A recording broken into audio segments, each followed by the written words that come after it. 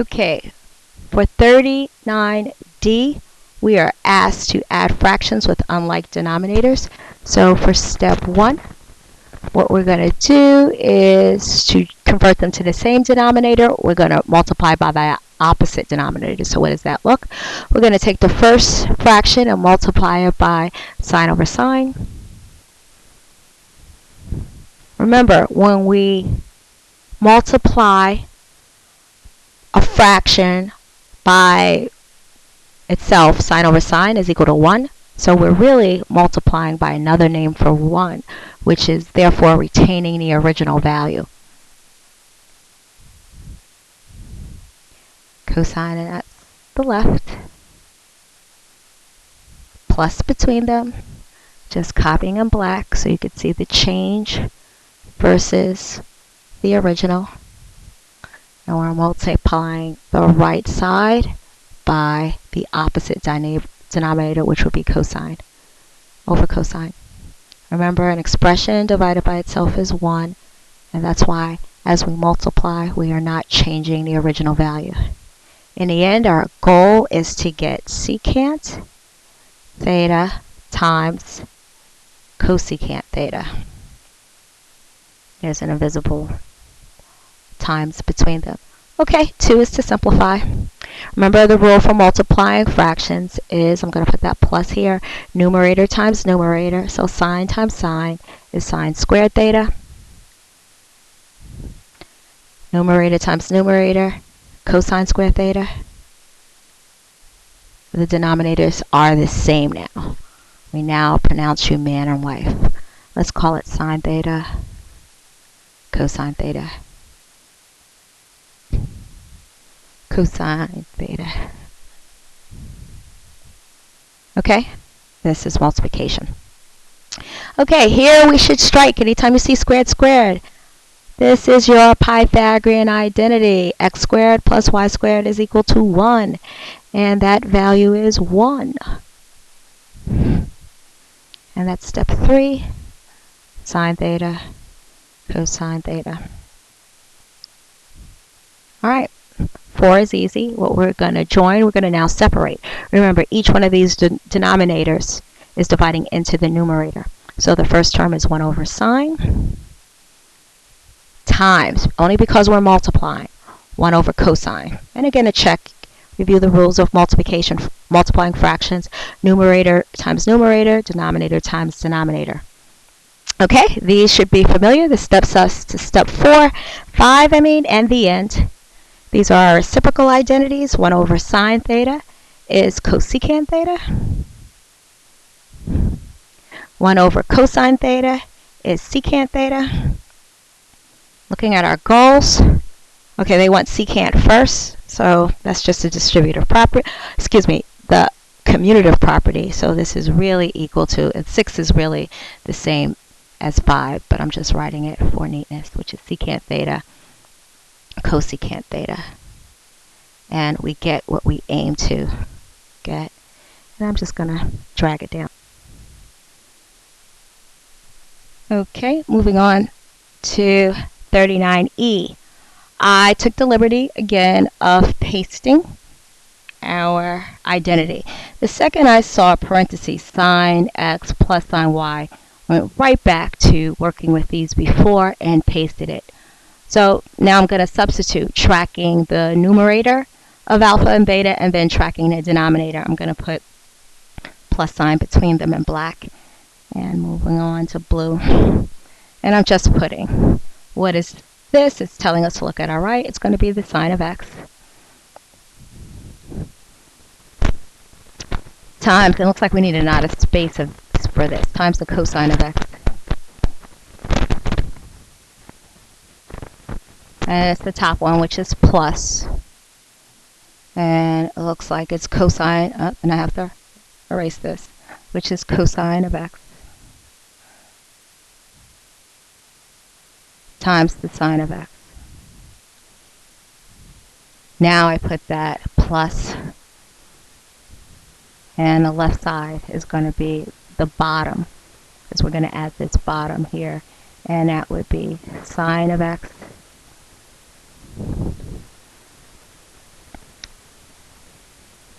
cosine of x.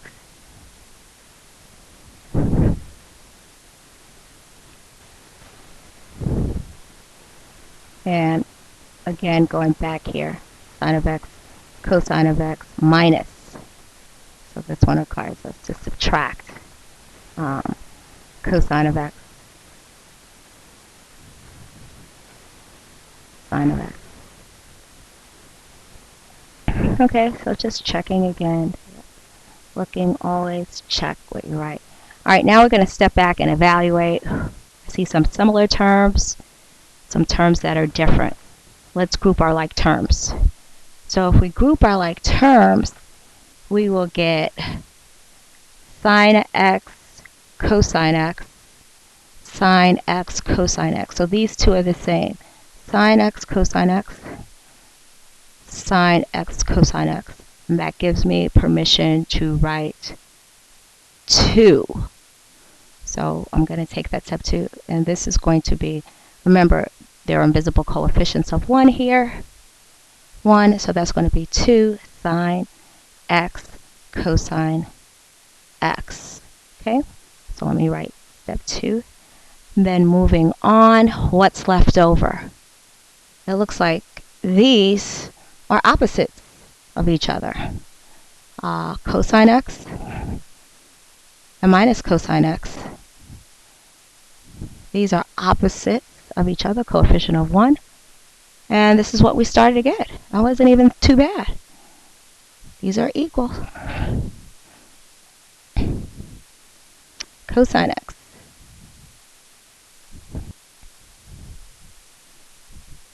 For f, analyzing this is plus, this is minus. They want us to factor because we have sine. So 1, you're going to factor sine x squared or sine squared theta. When you factor, you're really dividing.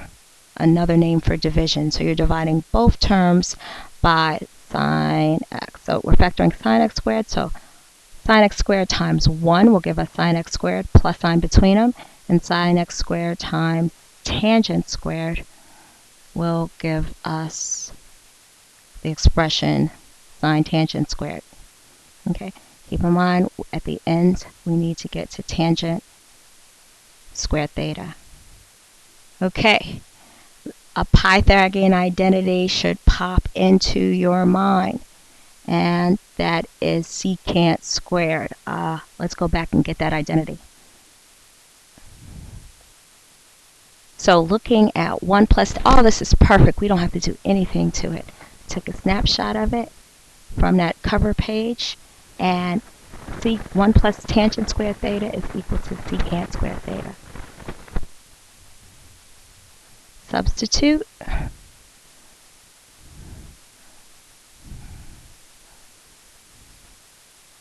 And this is a multiplication symbol. Just copying the original down. All right, so step 3 is going to be, hey, the original left of this factor is sine squared. We can change this into cosine squared. Yes, you should be able to see it. So this is going to be sine squared theta. And here's our change. Secant squared is 1 over cosine squared. That's your reciprocal identity. And moving along, this will take us to 4. Remember, what we're doing is multiplying fractions, numerator times numerator, denominator times denominator, and we get sine squared theta. We got a little drag going on here over cosine squared theta. And that's going to equal to 4. Sine over cosine is tangent, but this just wants us to say tangent squared theta. And that is equal to what we had on the left. And we are good to go. Okay, for 40, this is our calculator section. We want to make sure we process our instructions, meridian or degree, so we have to make sure round to 3 decimal places.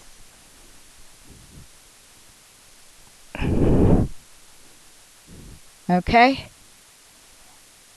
All right, here we have our goals. Swinging back, pendulum. We want to immediately get perspective of unraveling the unit circle. So go ahead and draw your axes.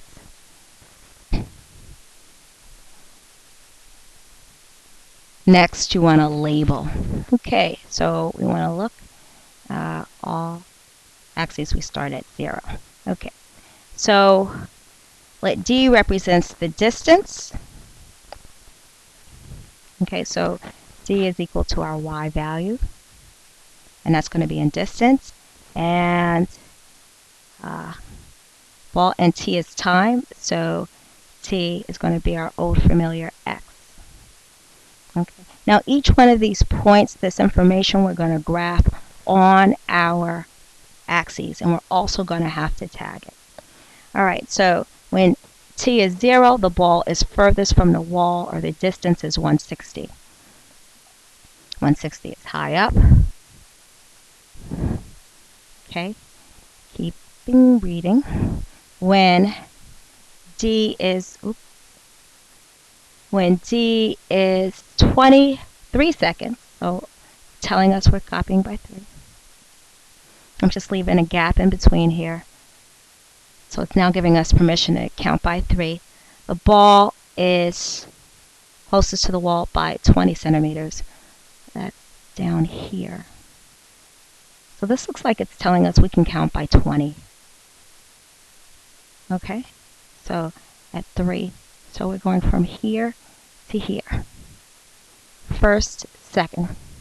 And they're giving us another piece of information, 6. Yes, we're definitely counting by 3s. It says, where is this graph? At 6 seconds, furthest is 160. So this 160 is being repeated.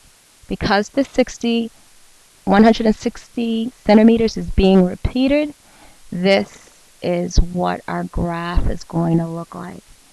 And then it's just going to go back and forth. This pattern is going to continue. Now, all this gives us a lot of rich information. We need to know that in terms of sinusoidal functions, which are either sine or cosine, because we're starting at a max, this is a cosine function when t is equal to 0. And we're going to find our a and d values, which is a formula. Okay, and then we're going to answer these questions. Here we go. Again, when we want to find, I like to find D first. D is your central axis, and D is equal to max plus min divided by 2, and it should be familiar to you. And our max is 160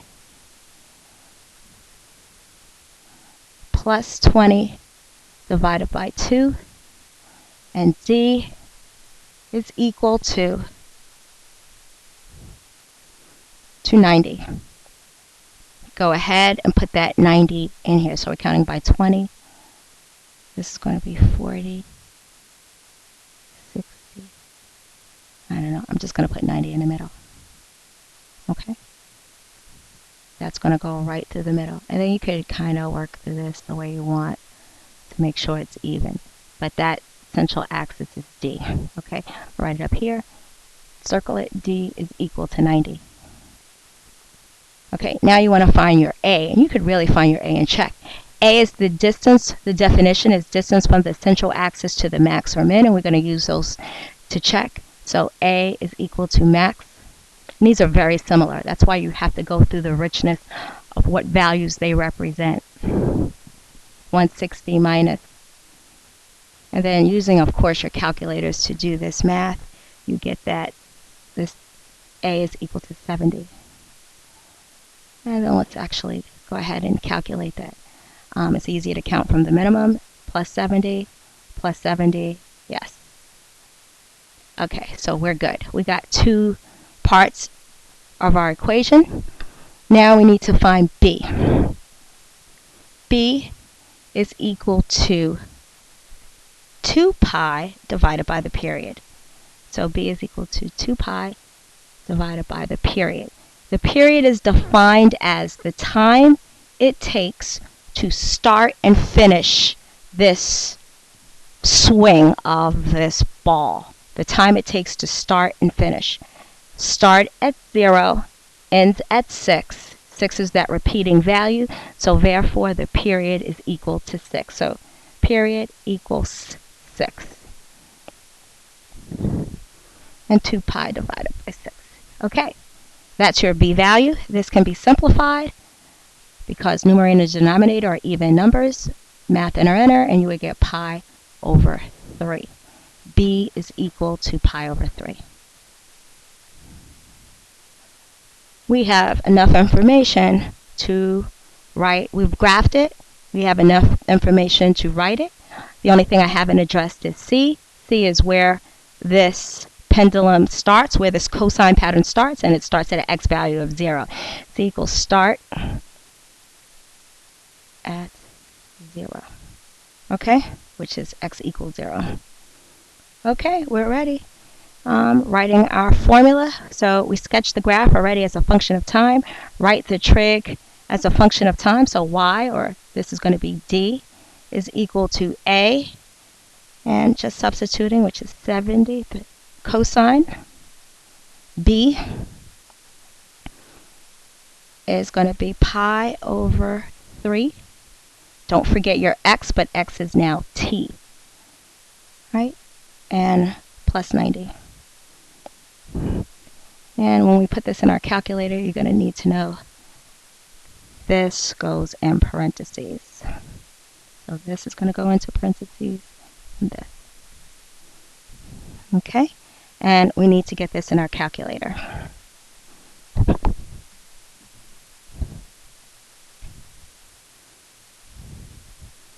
All right, a couple of things. When we're putting this into our calculator, it has to look like this. So we need to check our mode. Make sure we are in radian mode. B is a radian value. Press enter. Go to y equals. Put in our calculator. I'm clearing some things over here. Very careful the way you put it in. It's 70. Cosine. Now because cosine opens parentheses, we're going to need another set of parentheses for our b value, which is pi divided by 3. Close the parentheses for your b, x. Close it again for the product of b and x. And then we need to put plus our 90. That's my time. I'll finish this on the next.